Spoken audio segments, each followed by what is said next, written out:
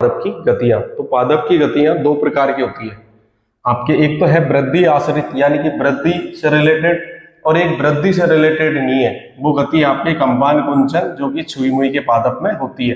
पत्ती की जो कोशिका है, सेल्स है, उसमें जल की मात्रा में परिवर्तन होता है जिससे कोशिका फूलती है और सिकुड़ती है। जैसे ही कोशिका फूलती है तो पत्ती ऐसे खुल जाती है, और जैसे ही पानी की कमी होती है, सिकुड़ती है कोशिका, वैसे ही पत्ती मुरझा जाती है इस तरीके से। तो आपकी ये है वृद्धि से मुक्त गति, कंपान कुंचन गति जो होती है पत्तियों में, छुई मुई की पत्तियों में। फिर है आपके वृद्धि आश्रित जो कि प्रमुख गतियां हैं।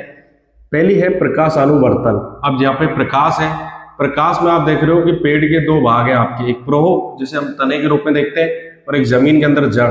तो प्रकाश की और गति कौन कर रहा है? तना कर रहा है, पत्तियां कर रही है। तो ये धनात्मक प्रकाशानुवर्तन गति कर रहा है आपका प्रोह। लेकिन जड़ क्या है? प्रकाश से दूर भाग रही है, तो इसको कहते हैं ऋणात्मक प्रकाशानुवर्तन गति करती है आपकी जड़। ऐसे ही आपकी दूसरी गति है गुरुत्वानुवर्ती या गुरुत्वानुवर्तन।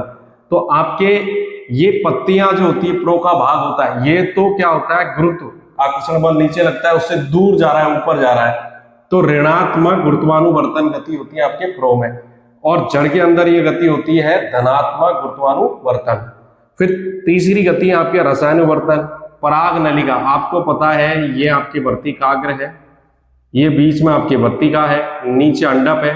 तो यहाँ पे पराग के कण आएंगे, पराग के कण यहाँ पे आके रुकेंगे। और जड़ की गतियां जल की ओर होती है, पानी की ओर, जलानुवर्तन। ठीक। फिर है आपकी स्पर्शानुवर्तन। मटर के प्रतान, यानी कि कोई मटर है, उसके धागे जैसी संरचना, उसको प्रतान कहते हैं। वो इस तरीके से लिपट जाता है किसी भी वस्तु से, तो इसे कहते हैं हम स्पर्शानुवर्तन, स्पर्श होता है। अब दिशिक या अनुवर्तन गति भी होती है। दिशिक का मतलब होता है किसी खास दिशा में गति का होना। तो आप देख रहे हो दिशा में।